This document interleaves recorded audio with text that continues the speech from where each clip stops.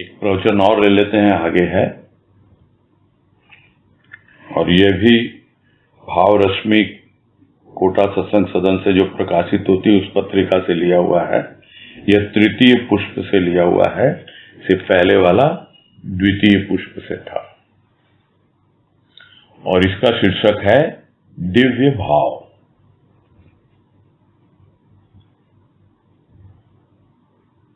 दिव्य भाव, तो भाव तो है सबके भीतर, ऐसा नहीं है। विचार भी हैं सबके भीतर, किंतु उन विचारों में, उन भावों में कितनी दिव्यता है, यह हमें देखना होगा। दिव्यता होती क्या है? दिव्यता यानी जो बार बार बात आती है अलौकिक। अलौकिक मतलब इस लोक की नहीं होती है, तो कहां की होती है? किसी और लोक की होती है। तो कहा जाता है वो तो देवलोक है, इसलिए इसका नाम दिव्यता पड़ गया। अब उसे देवलोक कहें, दिव्य लोक कहें, या कुछ ऐसा ही लोक है जहां पर हम पहुंच जाते हैं, जहां की हमने पहले कभी अनुभूति ही नहीं पाई। एक ऐसी भीतर की अवस्था बन जाती है उस दिव्यता का अनुभव करके, उस दिव्य भाव को पा करके। तो ऐसा भाव है जो हमें दिव्यता की ओर ले जाता है। विचार, विचार से भाव, और भाव से दिव्यता, यही हमारे जीवन का लक्ष्य होता है। और जैसे ही दिव्यता की बात आती है, भव्यता की बात भी आ जाती है। जो भव्यता होती है वो बाहर प्रकट होती है। तो जब तक भीतर दिव्यता नहीं आती, वो भव्यता जो होती है वो ऊपरी होती है, आर्टिफिशियल होती है, नकली होती है, ऊपर से सजा दिया गया हो। जो पहले भी बात आई थी कि जिसके भीतर प्रभु का प्रेम होता है, उसकी आंखें बोलती हैं, उसका चेहरा बोलता है, वो अपने आप ही भीतर की दिव्यता बाहर प्रकट होती है। तो इस तरह से हम समझ पाते हैं कि दिव्य भावों का कितना महत्व है हमारे जीवन में। तो शुरू कर रहे हैं प्रवचन कि एक प्रवचन में हमने सुना मानव जीवन की महिमा अपने प्रभु का परिचय पाने से है, और शिव स्वरूप का परिचय सद्गुरु की शरण में आने पर ही मिलता है। क्योंकि मनुष्य के जीवन के जितने भी विकार हैं, उन सबको सद्गुरु शिव रूप में स्वयं ले लेते हैं। और जब जीव पाता है मेरे विकार, मेरे संस्कार किसी ने ले लिए हैं, तो उसके बाद वह पाता है कि मैं शुद्ध बुद्ध शिव स्वरूप हो गया। तो यह एक प्रवचन में हमने सुना से यही समझ में आ रहा है कि जिस वक्त राजमा प्रवचन करने बैठे हैं, उसके पहले हो सकता है किसी ने प्रवचन किया हो और उसमें यह बात आई हो कि एक प्रवचन में हमने सुना। क्या सुना? कि मानव जीवन की महिमा क्या है अपने प्रभु का परिचय पाने से। ये तो सुनते ही रहते हैं, और स्वाभाविक है कि जब तक मानव अपने जीवन को समझ नहीं पाता और उस जीवन की महिमा का रूप नहीं समझ पाता, तब तक वो प्रभु से परिचय के लिए आगे बढ़ता ही नहीं है। कोई कितना ही कहता रहे बहुत दुर्लभ है मानव का जन्म, किंतु जब तक खुद उसको रियलाइज नहीं करेगा, जब तक खुद उसको अनुभव में नहीं आएगा, तब तक वो मानव जीवन की महिमा को समझ नहीं पाएगा। और जब मानव जीवन की महिमा को समझेगा तो फिर कैसे हो और महिमा मंडित? तो उसके लिए चाहिए प्रभु का परिचय।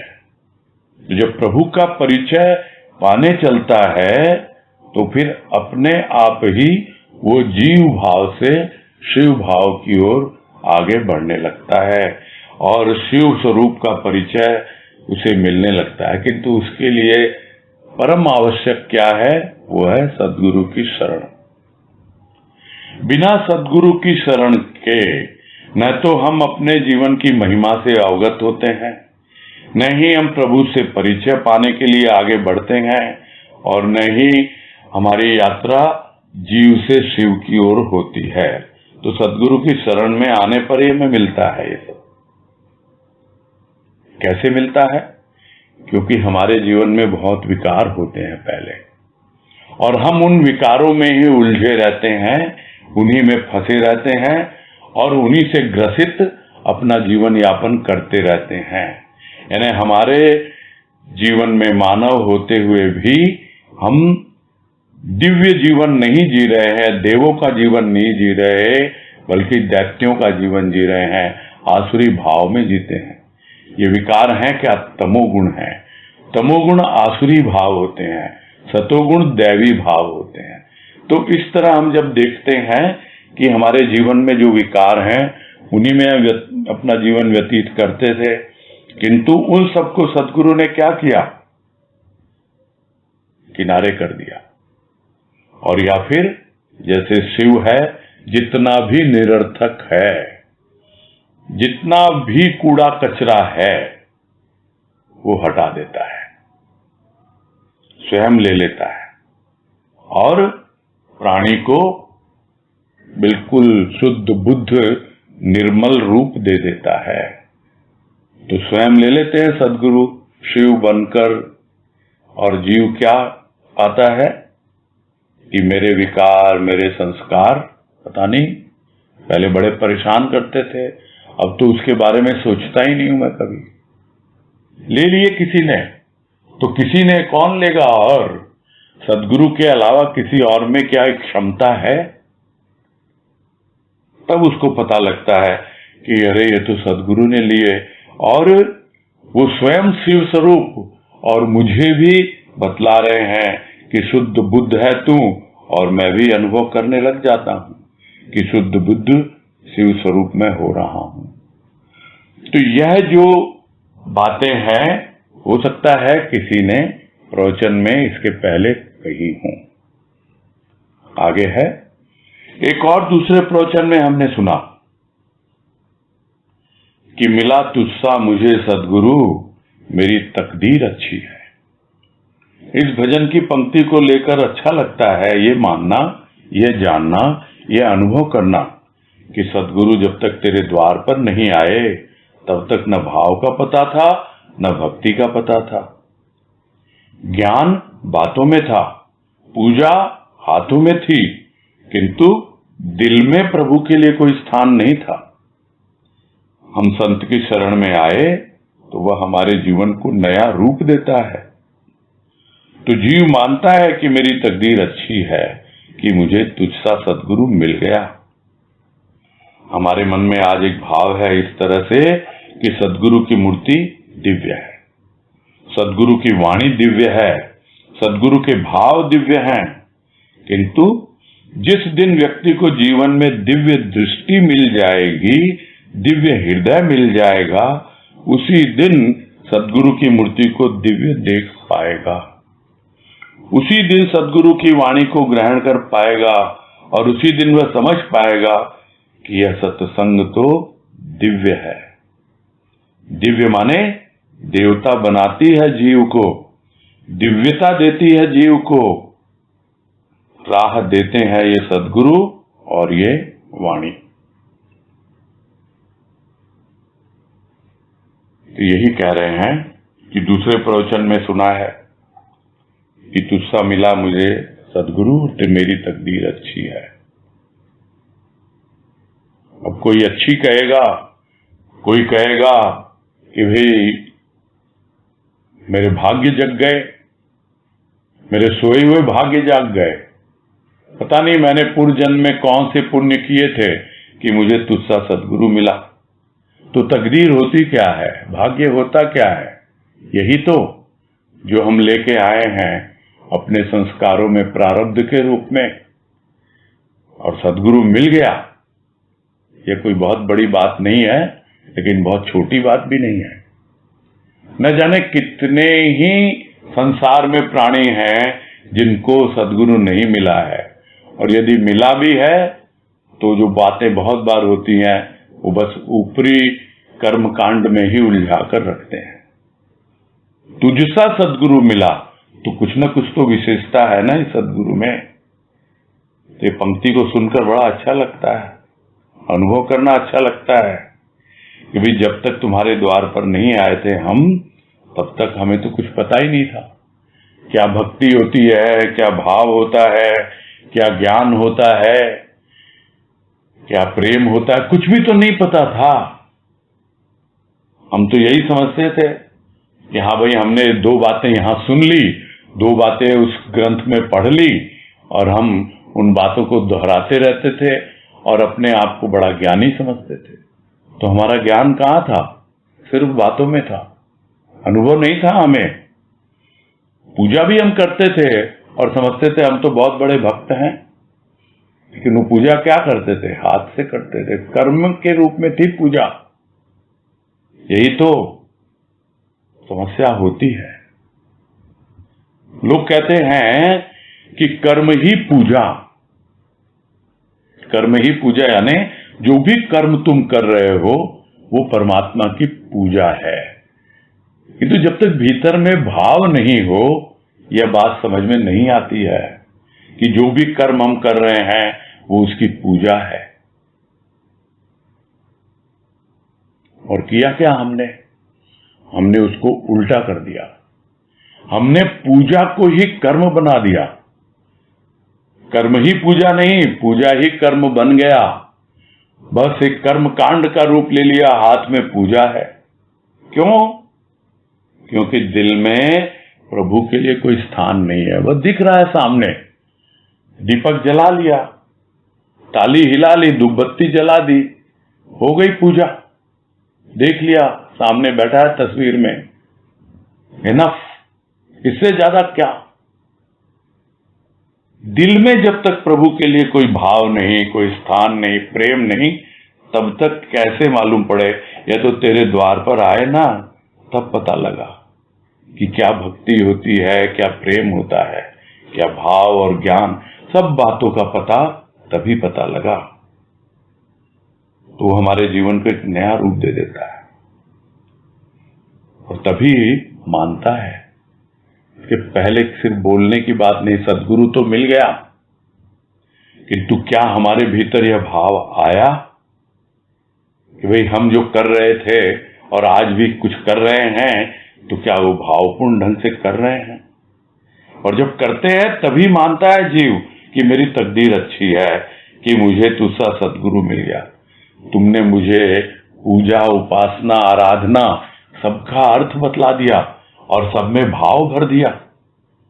कितनी तकदीर अच्छी है मेरी, कितना सौभाग्यशाली हूं मैं। तभी ये भाव आएगा। और फिर कह रहे राजमा कि भाई आज मेरे मन में एक भाव है, यानी उनके मन में जो भाव है अब उसको प्रकट कर रहे हैं। इसके पहले तो एक प्रवचन में किसी ने कुछ कहा और दूसरे प्रवचन में किसी ने कुछ कहा, उसी के बारे में बातें हुई। और आज मेरे मन में एक भाव है, यह कह रहे हैं कि सदगुरु की मूर्ति तो दिव्य है। सबके मन में भाव होता है, तो क्या अनुभव किया है उस दिव्यता को? बस यही बात समझने की है। ये बीच में इसीलिए रोका गया क्योंकि पैराग्राफ तो है नहीं, बहुत लंबा है ये लिखा हुआ, कि ये बहुत महत्वपूर्ण है समझना कि सदगुरु की जो मूर्ति है वो दिव्य है। और वो समझा रहे हैं यहां कि सदगुरु की मूर्ति दिव्य है और सदगुरु की वाणी दिव्य है, सदगुरु के भाव दिव्य हैं। वो भाव जो उन्होंने वाणी में व्यक्त किए, वो भाव जो हमें वो दे रहे हैं, हमारे भीतर हमें अनुभव में आ रहे हैं, वो मूर्ति जिसको देखते ही हमारे भीतर कुछ कुछ होने लगता है। वो कुछ कुछ होता है, क्या है वो? कितना अच्छा लगता है, कुछ कुछ होता है, खुश खुश होता है, बड़ा अच्छा लगता है। अपने आप ही दिल मचलने लगता है, अपने आप ही भाव उमड़ने लगता है। दिव्यता का बोध कैसे मिले, यही बता रहे हैं यहां पर कि सदगुरु की वाणी दिव्य है, भाव दिव्य है, यह सब सुनी हुई बात है। किंतु जिस दिन व्यक्ति को जीवन में दिव्य दृष्टि मिल जाएगी, दिव्य हृदय मिल जाएगा, उसी दिन सदगुरु की मूर्ति को दिव्य देख पाएगा। दिव्य दृष्टि दी ना कृष्ण ने अर्जुन को, तभी तो वो देख पाया कि क्या है ये सृष्टि। बिना दिव्य दृष्टि के, वो जो दिव्य दृष्टि वो तो एक क्षणिक थी, वो चकाचौंध चमत्कार से भरी थी। किंतु सतगुरु जो दिव्य दृष्टि देते हैं, वो दिव्य दृष्टि भाव की दृष्टि, इतने दिव्यता उसमें होती है और उसका प्रकाश चकाचौंध करने वाला नहीं, एकदम मीठा मीठा झीना झीना, क्योंकि उनको पता है कि इतना तेज ये सहन कर नहीं पाएगा। जिस तरह होता है कहीं पे बहुत तेज लाइट जल रही हो और एकदम हम पहुंच जाते हैं तो कुछ भी दिखलाई नहीं देता, इसलिए वो पहले थोड़ा थोड़ा देते हैं भाव, थोड़ा थोड़ा प्रकाश देते हैं, थोड़ी थोड़ी दिव्यता का अनुभव देते हैं, और तब हमें उस दिव्यता का बोध होता है और तब हमारे हृदय में वो दिव्यता आती है और हमारा हृदय दिव्य होने लगता है।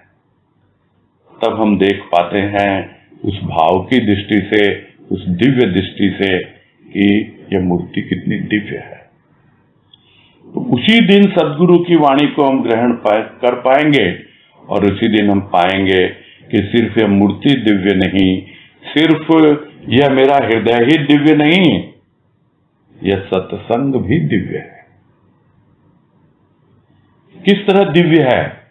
क्योंकि यह देव बनाती है, देवता बनाती है, जीव को शिव की ओर बढ़ाती है, दिव्यता देती है, एक ऐसी राह बतलाती है।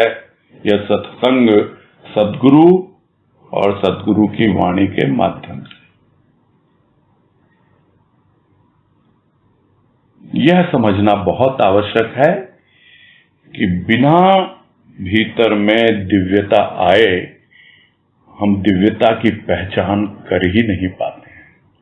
जब तक वो दृष्टि नहीं मिलती, जब तक हमारी भीतर की आंखें नहीं खुलती, तब तक हम कितना भी कुछ देख लें, हमें बाहर बाहर सब स्थूल ही नजर आएगा।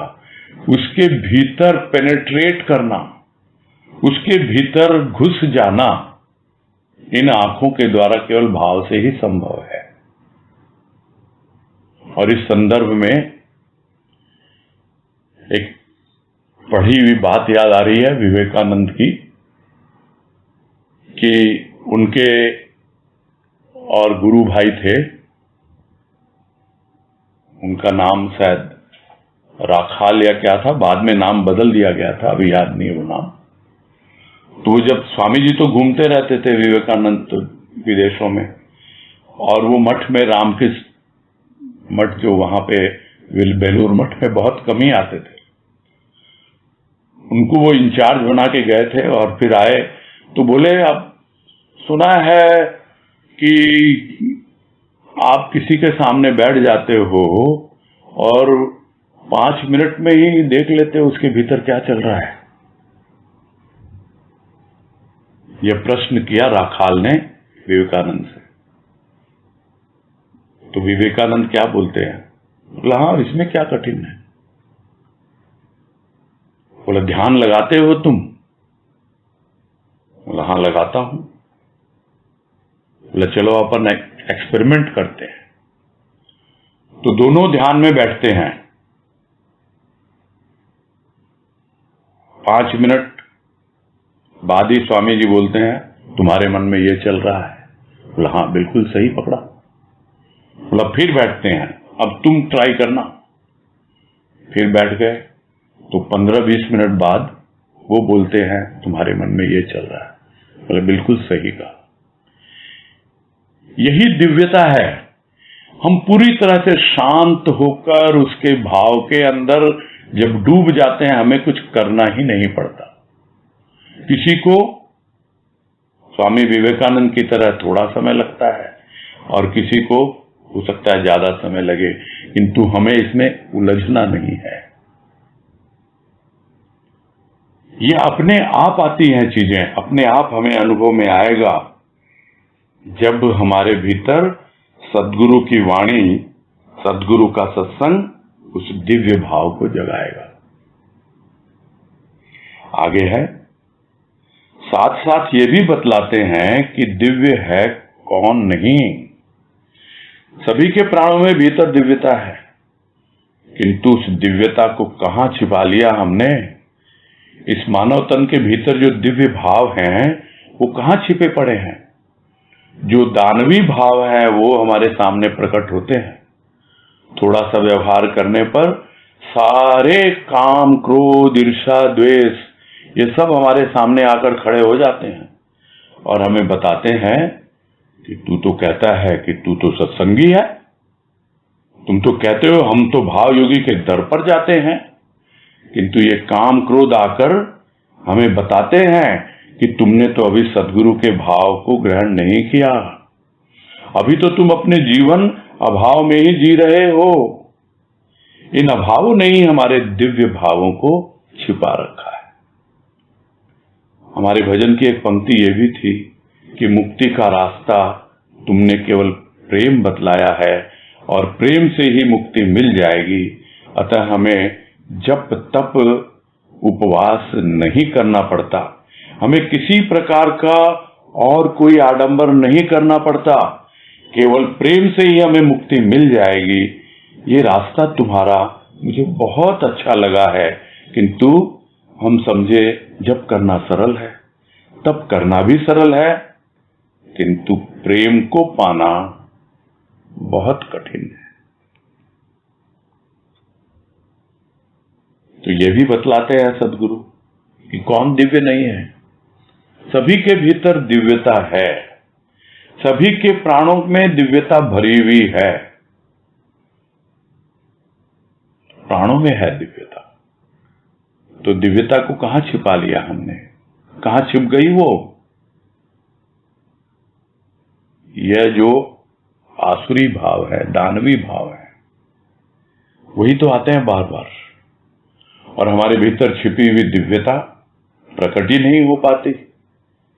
हम समझते हैं कि भाई हम तो सत्संगी हैं, किंतु जब भी हम थोड़ा सा व्यवहार करते हैं दुनियादारी में तो अपने आप पाते हैं कि किस तरह से ये काम क्रोध ईर्ष्या द्वेष ये सब विकार हमारे सामने आकर खड़े हो जाते हैं और हमें बतलाते हैं, अरे तू तो समझ बैठा तू सत्संगी है। अगर सत्संगी है तो कहां गई तुम्हारी दिव्यता। तुम तो कहते हो हम तो भाव योगी की संत भाव योगी की सत्संग करते हैं, उसके दर पर जाते हैं, तो फिर ये काम क्रोध क्यों आते हैं। अरे ये आकर हमें बतलाते हैं, समझाते हैं कि भाई अभी तुमने सद्गुरु के भाव को पूरी तरह ग्रहण नहीं किया है, अभी तुमने अपने जीवन में अभाव ही पाल रखे हैं। यह जो अभाव कितने पुराने हैं तुम्हारे संगी, वो आ जाते हैं और वो अभाव ढक देते हैं, थोड़ा बहुत भाव आता भी है उसको, तो तुम अपना जीवन अभाव में ही जी रहे हो और इन्हीं अभाव ने हमारे दिव्य भावों को छिपा रखा है और वो अभाव ही ये समस्त विकारों को खींच के ले आते हैं। ये फौज है, ये अभाव जब शासन करता है तो वो पूरी तरह काम क्रोध जितने विकार हैं ये सब उसके सेनापति हैं और लेके आ जाते हैं हमारे भीतर, हमारे अंतःकरण में आक्रमण कर देते हैं एकदम। और थोड़ा बहुत भाव है बेचारा, क्या करेगा, वो दुबक के कहीं बैठ जाता, छिप जाता है कि भाई कहीं जो थोड़ा बहुत मैं हूं मैं भी जान से न चला जाऊं। सबके भीतर छिपी हुई है दिव्यता, आती भी है, किंतु इन अभावों के कारण और राह हम करते क्या है, थोड़ा बहुत भाव मिलता भी है तो उस पे गौर नहीं करते। क्या करते हैं? गौर करते हैं अभावों पर ही। एक छोटा सा उदाहरण है, अभी तो खैर बाहर प्राकृतिक अवस्था कुछ और चल रही है, नहीं तो जब कभी भी हम मिलते हैं, एक सत्संगी दूसरे सत्संगी से मिलता है, क्या बातें करता है, और वही कैसे हो, कैसे बच्चे कैसे हैं, पति कैसा है, कैसा बिजनेस चल रहा है, खूब मजे में है ना, कोई और तो नहीं कोई परेशानी, और बेटे ने क्या किया, बहू क्या कर रही है, मतलब यही बातें होती हैं, इसके अलावा कुछ नहीं। ये बात होती नहीं कि आज मैंने गुरुदेव की ये वाणी पढ़ी और मुझे ये भाव मिला। कभी मिल जाए कोई, कभी की है, बहुत रेयर। क्यों अभावों की जीवन में चर्चा करें? अब तो प्रेम की पूंजी को खर्चा करें। अरे प्रेम कुछ तो दिया है ना उसने, तो प्रेम की बातें करें ना। और ये कोई खर्चा नहीं है, ये निवेश है। निवेश यानी इन्वेस्ट कर रहे हैं हम, खर्च नहीं कर रहे, हम पूंजी लगा रहे हैं, प्रेम की पूंजी। जब हम चर्चा करते हैं, अभावों की नहीं, भावों की चर्चा करते हैं। और यही कह रहे हैं कि प्रेम से ही मुक्ति मिल सकती है। ये बताया तुमने, भजन की एक पंक्ति थी कि मुक्ति का रास्ता तुमने केवल प्रेम बताया है, और उसमें जप तप उपवास कुछ भी नहीं करना पड़ता। तो क्या है फिर? वो आगे कह रहे हैं कि हमें किसी प्रकार का और कोई आडंबर नहीं करना पड़ता, केवल प्रेम से ही हमें मुक्ति मिल जाएगी। ये रास्ता तुम्हारा मुझे बहुत अच्छा लगा है, किंतु हम समझें जप करना सरल है, तप करना भी सरल है, किंतु प्रेम को पाना बहुत कठिन है। भजन की एक पंक्ति में बीवी जी ने कहा, सोच समझ कर पैर रखना भाई, प्रेम की घाटी बड़ी औखी है, बड़ी टेढ़ी घाटी है, इसमें सोच समझ कर पैर रखना। और यही तो रास्ता है प्रेम का। हम कहें प्रेम, तो प्रेम कोई शब्द नहीं है, प्रेम तो एक भाव है। हम कहें सत्संग, तो सत्संग तो कोई आयोजन नहीं है, सत्संग एक भाव है। सत्संग एक भाव है कि सत्य की भावना अंग अंग में समाने लगे तो मानो सत्संग हुआ। परम भाव परमात्मा का हमारे रोम रोम में रमने लगे तो हम ये मानेंगे कि हमें प्रेम हुआ है। हमारा हृदय प्रभु को याद करते हुए गदगद हो जाए तो मानो प्रेम हुआ है। और जिनके हृदय में प्रेम की अनुभूति होती है वो ये देखते हैं और पाते भी हैं कि प्रेम गली अति साकरी, जामे दो न समाए। तो ये तो सब सुनते आते हैं कि हमें कुछ जप तप नहीं करना, कोई व्रत उपवास नहीं करना, ये गुरुदेव ने बतलाया है हमें, प्रेम करना है तुम्हें तो प्रभु से। किंतु जब देखते हैं, और जप करना भी थोड़ा सरल लगता है, तब करना भी सरल है, किंतु प्रेम करना और प्रेम को जीना तो बहुत कठिन है। और बीवी जी के भजन की पंक्ति यहां कोट करी है कि सोच समझ कर पग रखना भाई, प्रेम की बड़ी औखी घाटी है, घाटी की चढ़ाई है ये प्रेम, ऊपर चढ़ना है और आड़ी टेढ़ी तिरछी बहुत सावधानी से, और उस पूरे भजन में उसी का वर्णन है कि सोच समझकर आगे बढ़ना है। तो ये रास्ता प्रेम का है। तो प्रेम क्या कि सिर्फ एक शब्द है? नहीं, प्रेम एक भाव है। जब तक हमारे भाव में प्रेम नहीं आता तब तक हम समझ ही नहीं पाते हैं। हम तो प्रेम कुछ और मान बैठे हैं। हम तो मोह को, ममता को, लोभ को, कामना वासना को, इसी को प्रेम मान बैठे हैं। यह तो एक ऐसा शुद्ध और दैवी भाव है प्रेम। और सत्संग, हम समझते हैं हम कोई आयोजन कर रहे हैं, वो एक सत्संग है, नहीं, वो भी एक भाव है। यानी सब कुछ भाव ही भाव है। भाव योगी के सत्संग में भाव के अलावा कुछ है ही नहीं। और सत्संग जब अंग अंग में सत्य समाने लगे तब हमें मालूम पड़े, और किसके द्वारा? उस भाव के द्वारा। तब हमें लगे कि हाँ भाई, हमने सत्संग किया है, और वो परम भाव परमात्मा का रोम रोम में रमने लगे। तब हमें लगे कि प्रेम हुआ है। प्रेम, प्रेम शब्द ही कहता है परम, तो वो परम भाव है प्रेम। और वो परमात्मा के प्रति जब होता है तब रोम रोम में पहुंचे, तब मालूम पड़ता है कि हमें प्रेम हुआ है प्रभु से। प्रभु को याद करते ही हमारे भीतर गदगद हो जाए, हृदय में प्रेम की अनुभूति हो जाए, तब समझ में आएगा कि अब वहां पर कोई और नहीं रहता।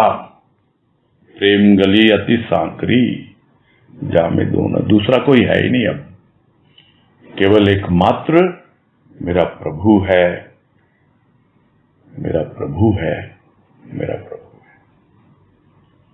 बस यही पूरा करते हैं।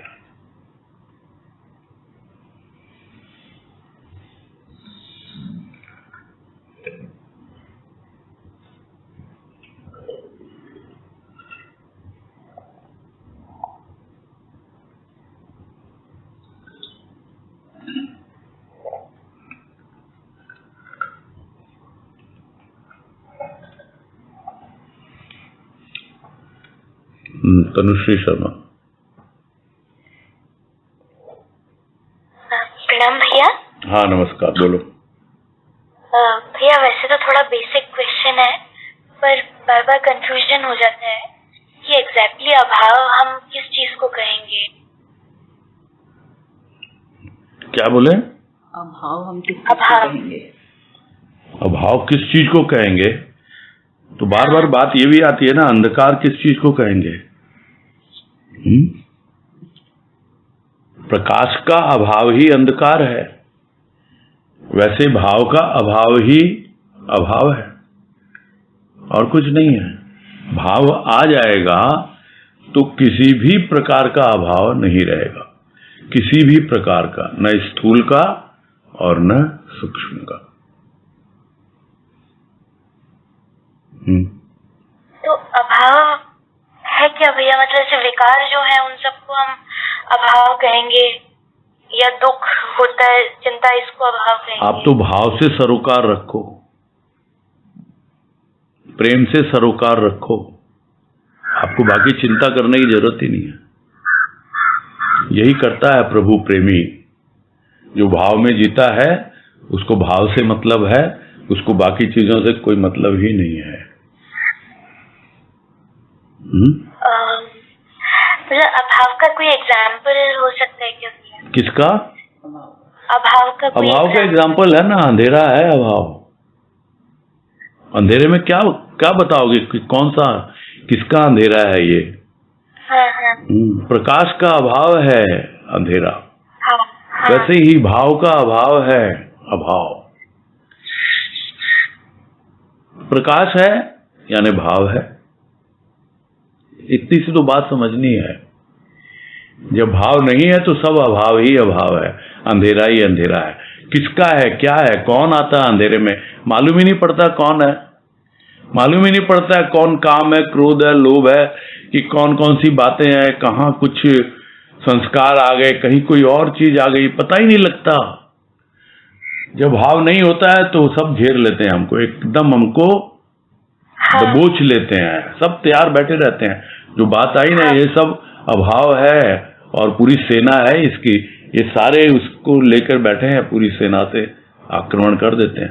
अभी आई नहीं बात? सही बात है। हाँ भैया।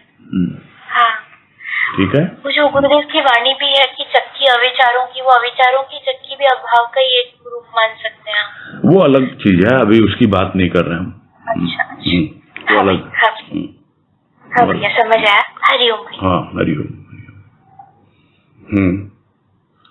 रत्ना अपना परिचय देंगे जरा, पहचाना नहीं मैंने। हेलो, हरिओम भैया। हाँ हरिओम। मैं रत्ना अग्रवाल अभी गुड़गांव में रहती हूँ। वैसे मैं पहले काठमांडू भवन में रहती थी। विद्याबाई को शायद आपने सुना होगा तो। हाँ हाँ। सत्संग भवन में जो काठमांडू, उनकी छोटी बहू। अच्छा अच्छा, ठीक है, समझ गए। हाँ, मेरे को ये पूछना था, जैसे अपने सतगुरु का शरण भी मिल जाते, अपना वो दिव्य भाव, वो अपनी खुशकिस्मत भी है ना, लेकिन जब अपने आश्रम में चलते तो हम पकने से पहले तो कुछ कमजोरी रहते हैं जैसे, और हम भटक भी जाते हैं, जैसे कर्मों में, संसारी में जो भी बाधाएं आती है, तो हम उस समय अपने अज्ञानता चक्षुष से मतलब उनको महसूस करना चाहते हैं, और हम तो वो क्या हमारी नादानी है या कमजोरी है क्या? नहीं, वो सब तरह की स्थिति परिस्थिति आती है जीवन में, ऐसा नहीं है। देखो, जितना हमारे भीतर भाव भीतर दृढ़ होता जाएगा, वो अपने आप ही वो दिव्यता का अनुभव होने लगता है। दिव्यता है सबके भीतर, जो अभी बात आई ना, क्योंकि हम अभाव पे ध्यान देते हैं, इसलिए वो भाव छिप जाता है, दब जाता है। जब जीवन में स्थिति परिस्थिति होती है तो स्वाभाविक है, सब तरह की चीजें आती हैं, किंतु हमारा फोकस, हमारा ध्यान जब भाव पर ही होगा तो वो होते हुए भी नहीं है। जो उदाहरण कई बार मेरे मुख से, आपसे तो बात नहीं होती है, लोगों ने सुना है कि भाई हम रूम में आए और एकदम अंधेरा है, हमने स्विच जलाया, बत्ती जलाई, स्विच जला और एकदम प्रकाश हो गया, तो अंधेरा क्या पूरा दूर हो गया क्या? नहीं, अंधेरा रहता है। कभी सोफा के नीचे घुस गया, अलमारी के नीचे चला गया, इधर उधर घुस जाता है, लेकिन हमें किससे मतलब है? हमें तो मतलब है उस प्रकाश से। हम क्या अंधेरे को ढूंढेंगे? कहाँ है वो? तो हम अभावों को नहीं ढूंढते, उसका मतलब है ही नहीं रोल वहां पर। हमको सिर्फ और सिर्फ भाव से मतलब है। ये है जीवन यापन करने का तरीका। ठीक है? हाँ, जय गुरु, हरिओम। हाँ, पूरा करते हैं।